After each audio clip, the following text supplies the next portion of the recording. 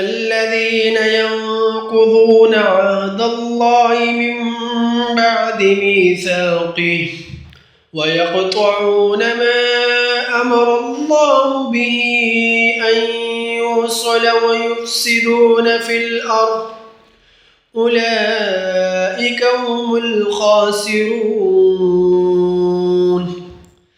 كيف تكفرون بالله وكنتم أمواتا فأحياكم ثم يميتكم ثم يحييكم ثم إليه ترجعون.